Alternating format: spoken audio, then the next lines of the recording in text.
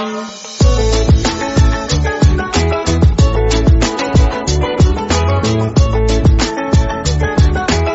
The lord. ప్రభువైన యేసుక్రీస్తు వారు ఈరోజు మనకు అందిస్తున్నటువంటి వాగ్దానం సామెతల గ్రంథం 24వ అధ్యాయం 6వ వచనం.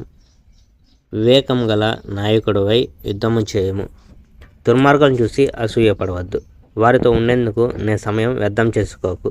కీడు చేయాలని వారు వారి హృదయాల్లో పథకం వేస్తారు, వారు మాట్లాడేది అంతా కష్టం కలిగించాలని మాత్రమే.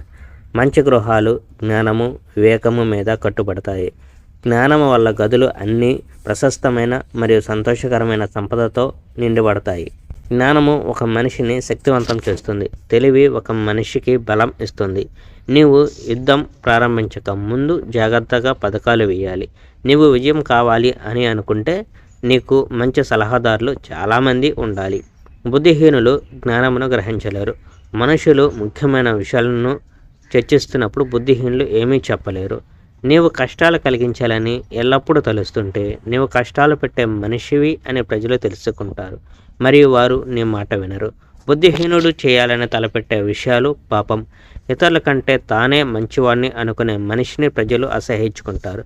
కష్ట సమయాల్లో నీవు బలహీనంగా ఉంటే అప్పుడు నీవు నిజంగా బలహీనుడివే. మనుషులు ఒక వ్యక్తిని చంపాలని ప్రయత్నిస్తుంటే నీవు వారిని రక్షించుటకు ప్రయత్నించాలి. ఇది నా పని కాదు అని నీవు చెప్పకూడదు. యెహోవాకు అంత తెలుసు. నీవు వాటిని ఎందుకు చేస్తావో ఆయనకు తెలుసు. యెహోవా నేను గమనిస్తూ ఉంటాడు, ఆయనకు తెలుసు. నువ్వు చేసే పనులకు యెహోవా నీకు బహుమానం ఇస్తాడు. నా కుమారుడా, తేనె తాగు, అది మంచిది. తేనె పట్టలోని తేనె తీయగా ఉంటుంది. అదేవిధంగా జ్ఞానము నీ ఆత్మకు మంచిది. నీకు జ్ఞానము ఉంటే అప్పుడు నీకు ఆశ ఉంటుంది, నీ ఆశకు అంతం ఉండదు. మంచి మనిషి దగ్గర దొంగతనం చేయాలని లేక వాని ఇల్లు తీసివేసుకోవాలని కోరుకునే దొంగలా ఉండవద్దు. ఒక మంచి మనిషి వాడు 7 సార్లు పడిపోయినా సరే అతడు ఎల్లప్పుడూ మరలా నిలబడతాడు, కానీ దుర్మార్గులు ఎల్లప్పుడూ కష్టం చేత ఓడింపబడతారు. Praise the lord. May God bless our India.